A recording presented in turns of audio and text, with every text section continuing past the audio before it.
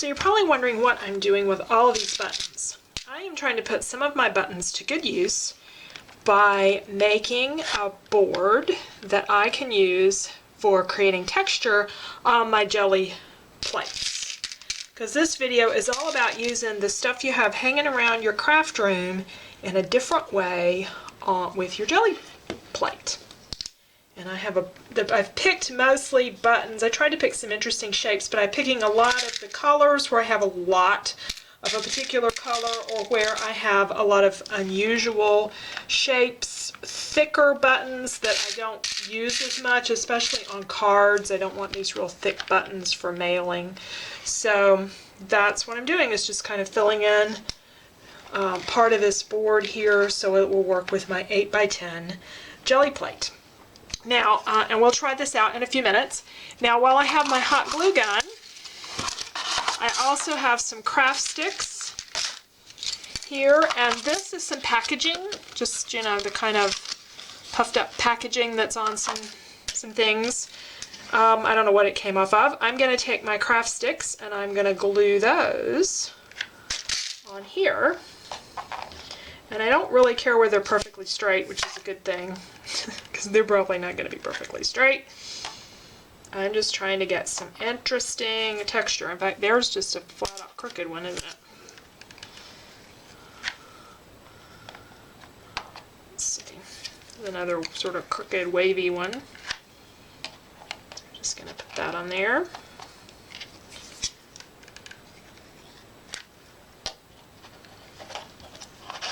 Oops. I do want them to look kind of flat. And you could do them any shape that you wanted. I could have done them across each other or whatever, but this will be something then that I can press on my jelly plate and get some interesting texture. And we're going to look at a few other tools that we can use. I think I've showed these in another video. This is the middles out of your glue dots. Just save these and they make great circles.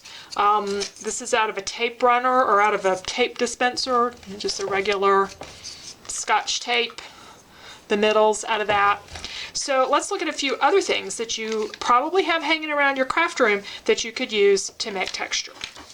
Also in your craft room you may have some chipboard, and if you punched out all the letters or shapes, you have the leftovers. And these leftovers make wonderful textures for your jelly plate.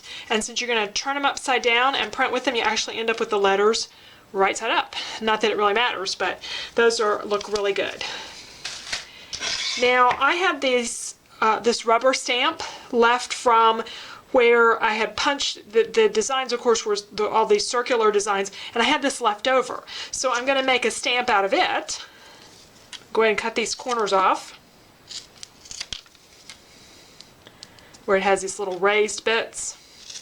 I cut a block of wood the right size, and I'm just going to peel and stick this. Oh, this doesn't have sticky on it. I forgot. This is one of those cling stamps. So I could have used it, I wouldn't have had to done a block of wood. I could use this with my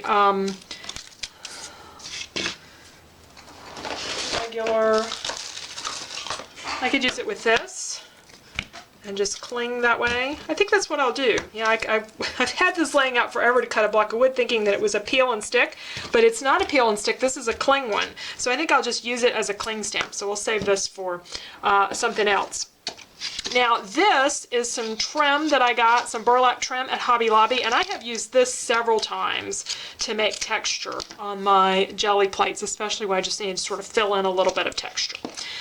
And then also I have this in wrapping stuff. These had little gears in them. I think it was Tim Holtz, or it could have been Paper Studio. It has a little lip around the edge, so I'm going to cut that off with my craft and rubber scissors so that it will be easier to use. But this is going to make circular designs also. So take a look at your packaging and see what you have in packaging that your craft supplies or anything around your house comes in. So that's going to work for some texture. And speaking of packaging, of course, bubble wrap, always one of my favorites. I thought this was a really cool bubble wrap design too. So those are a few other things. You probably have some stamps. Your larger stamps in particular work really well, whether they're wood mounts or they're clear mounts, like this one is going to be. Make really great designs when you are working with your jelly plate. And I love the roller stamps. I get these at Goodwill, very, very cheap. But these make really great designs, the roller mounts. So, and if you have any embossing folders hanging around, these make good impressions on your jelly plate to give you some texture. Now, of course, when you're using these, you're going to get paint in them, and the best way I find to clean things like this, where your paint gets down in it, is to run it in water, underwater, or put it in some warm soapy water, and then take a good stiff bristle paintbrush and just scrub that paint right off. And it may leave some staining and all, but you can still use these to make impressions on your jelly plate.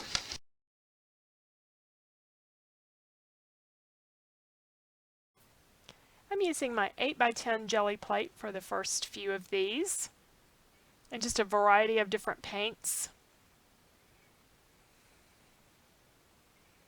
The paper that I'll be printing on is the Nina Cover Exact paper I get at Office Depot, Office Max. And we're going to start with the button board, and you're going to see from this first one that I don't get the best impression. I didn't press down hard enough, so I do it again after I get Ghost Print here, and I press a little harder. What I would do if I were making the button board another time is I would use a thinner piece of chipboard, a more flexible piece of chipboard. I used the firmest, stiffest piece of chipboard that I had in my stash, and it doesn't have any give to it. So if I had a piece that would bend a little bit more, then I could get, I think, a little bit better impression when I'm pressing down. So anyway, but I still really like the whole button board idea. I think I might do a small one to do with the small jelly plate too.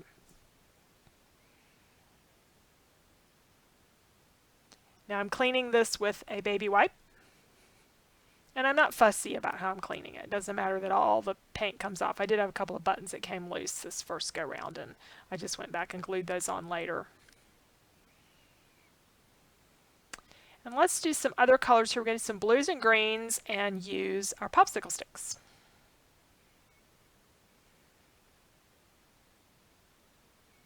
That one blue one is a golden open medium that stays wet longer. Wonderful paints to work with.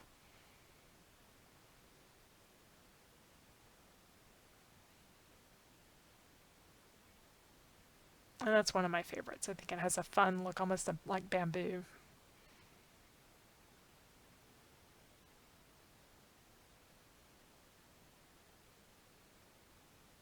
And because I use some of that golden open, I can even get a third pass off of this paper or off of this paint, some of it. Switched up colors, and what I'm trying to do here, I'm using some of the circle things, is I wanted to do some masking. I did end up doing a larger amount of masking than I should have, and not enough of the color showed through, but you'll still get an idea of how these circle designs come through. And we'll do another one where you can see the circle designs a little better.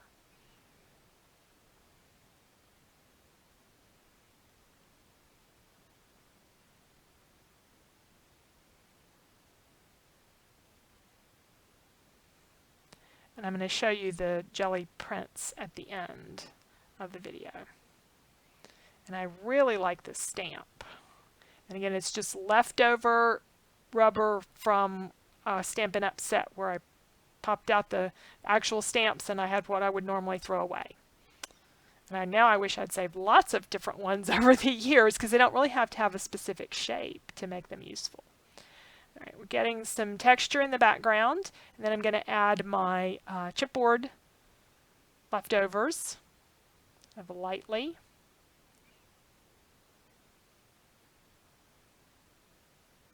And that makes a pretty design. All right, here we go again with the circles. You'll see them better.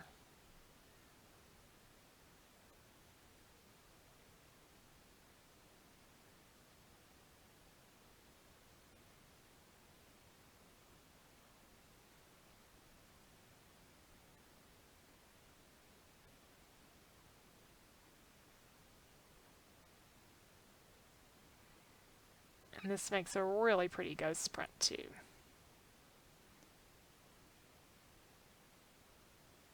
Alright, I'm using some copper paint and some brown. Copper, I think, is either folk art or deco art. It came from Hobby Lobby. And we're going to try our stamps out. And again, doing some masking.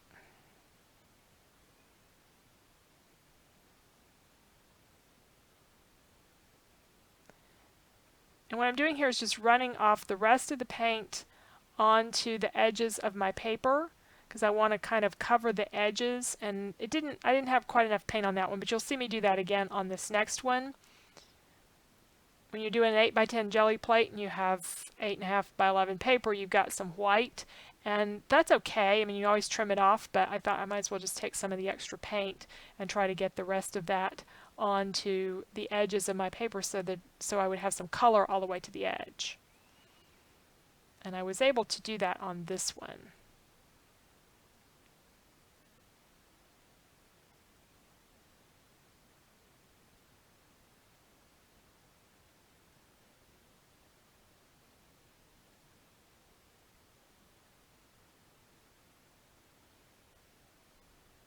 And here's an art journal where I didn't show actually pressing this to the jelly plate, but it's those same stencils. Now we're going to work with our embossing folders, and I've switched to the 5x7 jelly plate just to have a change, and I can use this as a stamp this way. Putting some ink on and then just pressing the embossing folder to that jelly plate, and you get a really pretty design. You'll see this a little closer up in a moment. These shells, the paints are Martha Stewart Pearl paints, which are just beautiful. Got the last of the paint off the roller. And we're going to try some yellow with the embossing folder that has stars.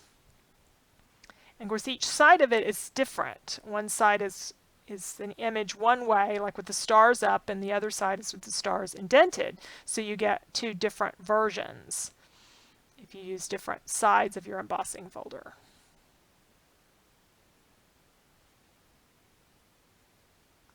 A few of our finished jelly prints, just playing around with some of the different things like the chipboard lettering, the buttons. That was I think the first impression when I did of the buttons, where I didn't really press that hard. Got a little bit of a button impression.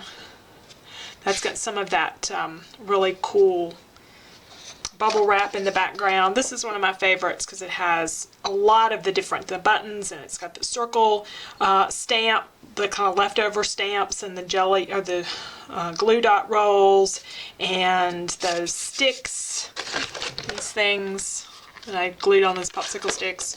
And I got a lot of the popsicle sticks in that one. Here's some more with the circles and all.